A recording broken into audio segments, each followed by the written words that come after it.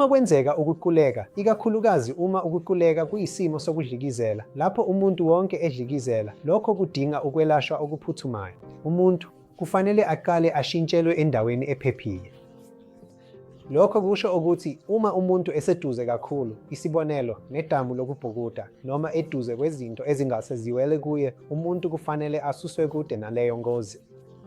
Uma eseshintshelwe futhi esendaweni ephephile, kufanele sizame ukwenza umuntu azungeze aye kulokho okwaziwa ngokuthi isikhundla sokululama. Yini isikhundla sokululama? Ngokuyisisekelo, indawo esemaceleni kwesobungcele. Lokho kusho ukuthi umuntu kufanele aphendule abheke uhlangothi lwakhe lwesobungcele.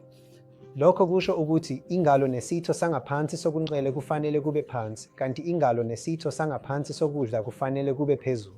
Uma umuntu edlikizela kakhulu futhi umuntu engakwazi ukumphendula, kulungile.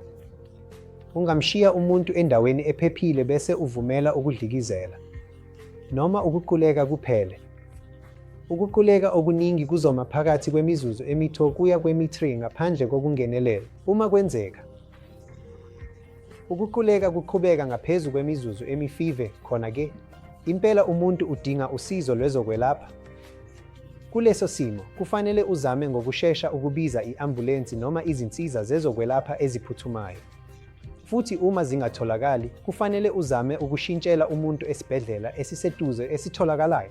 Uma umuntu enohlelo lokuhlenga oluphuthumayo, kuvamile ezweni lethu, okungukuthi eNdiya, kunesifutho semidazolam abangase basiphathe.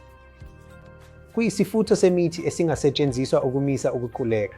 Uma kwenzeka ukuquleka, kunezinto ezithile umuntu okufanele angazenzi.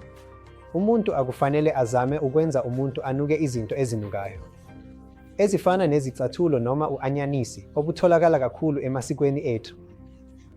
Umuntu akufanele azame ukufaka noma yini emlonyeni wabo ngoba lokho kungaba yingozi. Umuntu akufanele azame ukuvula umlomo womuntu ngamandla ngoba yonke leyo mizamo ingaba yingozi. Nakuba kungokwesiko elivamile ezweni lethu ukuzama ukuvula umlomo womuntu ngamandla, lokhu akufanele kwenziwe nhlobo. Uma ukuhlasela kuqhubeka isikhathi eside, okusho ukuhlaselwa okungaphezu kwemizuzu emi-5, umuntu kufanele ahanjiswe ngokushesha nge-ambulensi noma ngezinye izindlela zokuhamba esibhedlela esiseduze. Yabonga.